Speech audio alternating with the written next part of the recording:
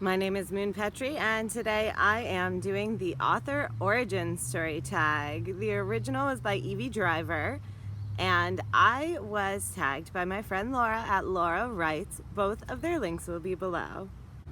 1. Backstory.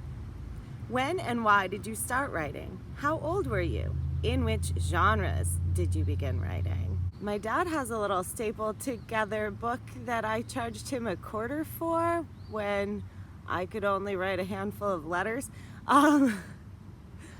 But the first time I ever completed a story, it was probably like an early elementary chapter book. I was 10. I was obsessed with animals and reruns of an old show called Doctari, if that rings any bells for anyone, probably not. So something about rescuing animals in Africa, not totally sure. When I was 12, I was obsessed with Christopher Pike. He's a little bit less well known than R.L. Stine. His books were a little longer, a little more mature than like the Fear Street R.L. Stine. And so I wrote a teen thriller in 7th grade, and I did actually finish that. I don't know that I ever revised it much. I am not sure that I would write a thriller right now, but I am not going to say never. 2. Protagonist. What was your first main character like? How have your tastes and muses changed since then? So I don't remember from this story when I was 10, but when I was 12, the thriller, it was a total self-insert, but it was a hilariously glorified self-insert, everything I wished was true about myself. And the character's best friend was also a glamorized version of my best friend. More recently, my protagonists have been less idealized, less self-inserty, and more complex. I hope. 3. Antagonist. What's the worst writing advice or feedback you ever received? I think that negative feedback is incredibly helpful. I haven't had anyone just be straight up hurtful. I think the most unhelpful kind of feedback is when people are not understanding what you're looking for. I have had beta readers who pretty clearly weren't very familiar with YA, and I'm not sure if it was a matter of not understanding the age of the target audience or underestimating teenagers in general. So I have had some folks say things like, is this too violent for the age group? About my book that is, in my opinion, a sort of lighter, maybe a little younger sort of YA. There's no torture, there's no gore. So more helpful feedback is feedback from people who understand the category that your story is meant to fit into. What was your first rejection or confidence-breaking experience like? I did apply to Author Mentor Match a few months ago and was not selected. So that was just a no response rejection, which meant there wasn't one moment when I got the no, we don't want you. So that, I think, softened the blow a lot. And I had other plans and other stuff I was working on, so I didn't feel that that was the end-all and be-all, and I wasn't going to know what to do with myself if I didn't get in. 4. Superpower. What part of the writing process do you feel is your greatest strength? So I draft cleanly. I am good at spelling, grammar, and usage.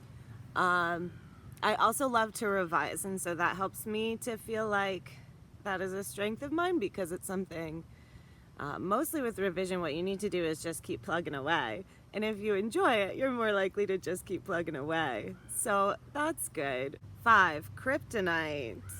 What part of writing or the writing process do you feel is your weakest? So while I do draft cleanly, I do worry, is this a story worth telling? and am I telling it well? So when I have my biggest crises in confidence, that is what it is about. 6, training montage. What strengths or weaknesses changed over the years? Additionally, what have you done over the years to better your craft? I used to be a lot more intimidated by dialogue than I am now. I don't know if that means I'm better at it, but maybe, hopefully. I have read a bunch of craft books, mostly not the sort with the details, the formula to follow. People talk a lot about Save the Cat Writes a Novel or Anatomy of Story. I haven't read those. So more thoughtful, general books about the writing process and the writing experience. And I did take creative writing classes in college. 7, weapon of choice.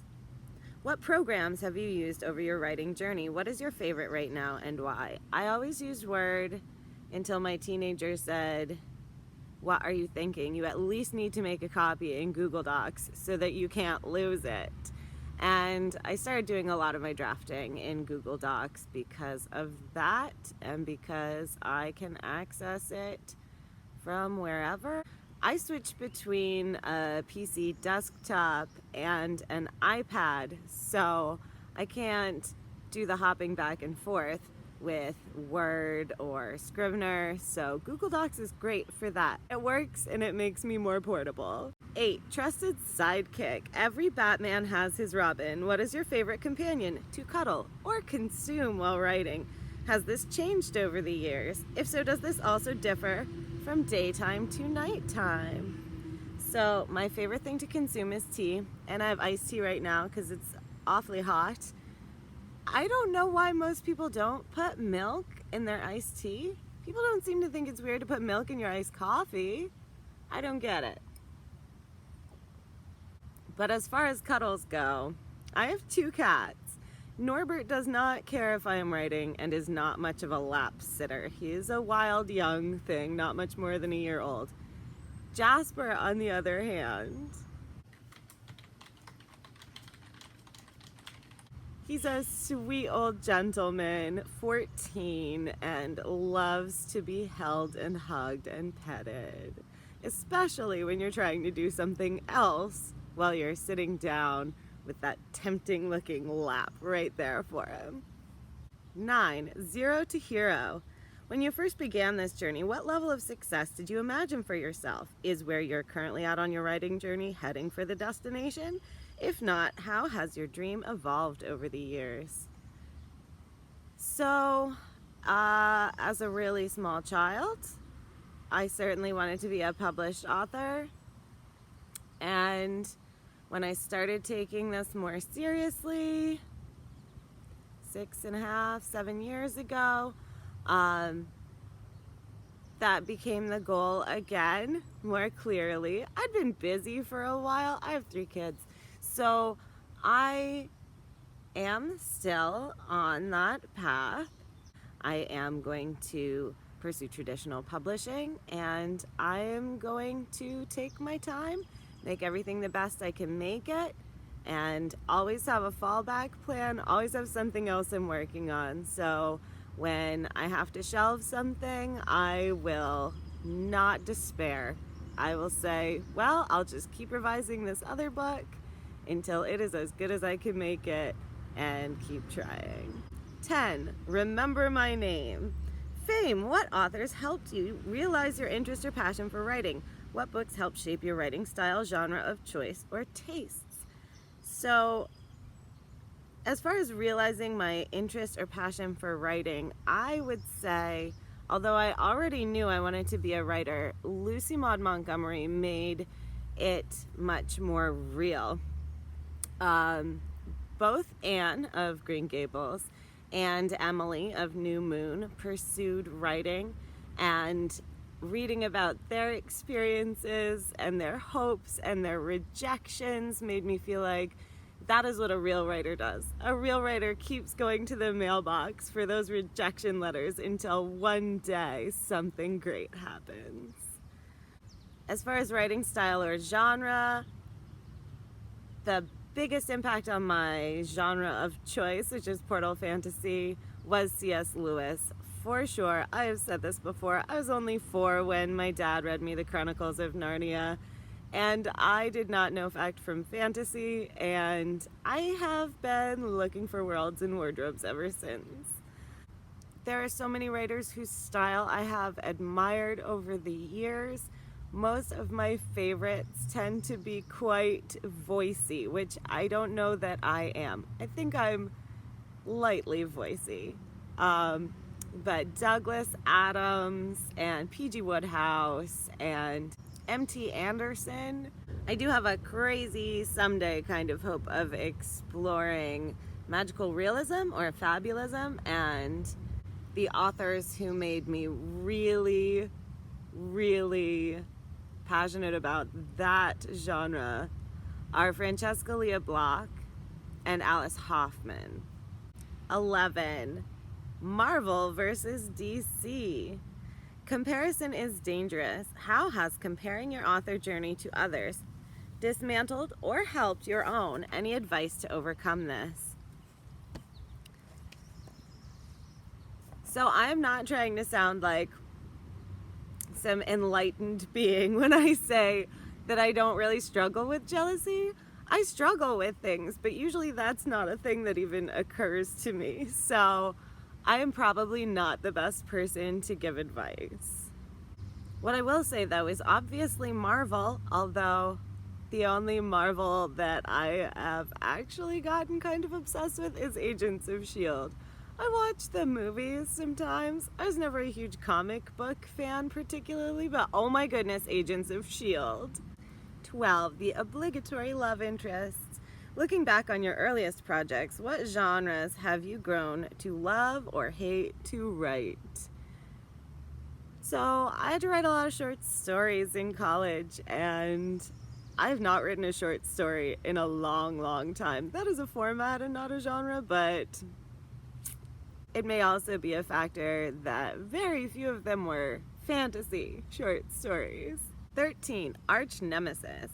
What are the most common excuses you've given to yourself or outside forces you've overcome that prevented you from writing your story or crushed your confidence? So, the outside force I've overcome is my youngest, who basically didn't sleep for 15 months. So, having some time when small ones are actually asleep, getting more than a few hours of sleep at night has made it possible for my brain to function and for me to, usually manage not to put the milk in the cupboard and the cereal in the fridge. So that has helped enormously, and all that it really required was the passage of time.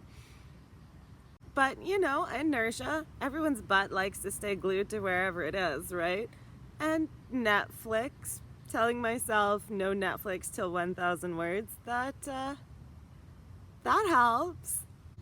14. Superhero name. When you began, did you consider using a pen name? If you're using a pen name now, why did you decide to use one? If not, why did you use your real name? So I am using a pen name. My parents gave me a boy's name, and it doesn't really suit me, and it certainly doesn't suit my books, and I think Moon works for fantasy, right? I have been going by Moon since I was 14, so it's not really just a pen name. That's what most people call me, and I am happy and comfortable with it. So what I would suggest if you are considering a pen name is pick something that you're going to be comfortable saying, that you're going to look up when someone calls it from across a crowded room. So pick something that already feels like you.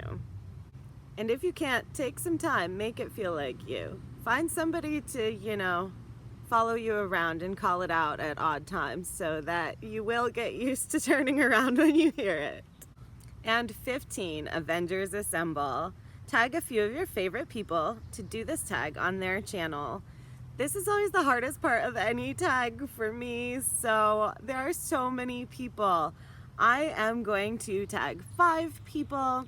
I like to tag smaller or newer AuthorTube channels and give them some love. So I am listing their links down below. They are all awesome people. You should go check out their channels. You should like and comment on their videos, and you should subscribe to them. So they are April Grace Reads, Clary Kavanaugh, Day Parker, Michaela Lovett, and Sabra Millsap Writes. In the comments here, I would love it if you don't have an AuthorTube channel and don't want to do the whole tag yourself, if you want to just pick one of the questions that you really liked and answer it. All of the questions will be in the description. Please feel free to like and subscribe, and really, please comment. I would love to have a conversation down below. Until next time, I am Moon Petrie, and good luck on your hero's journey.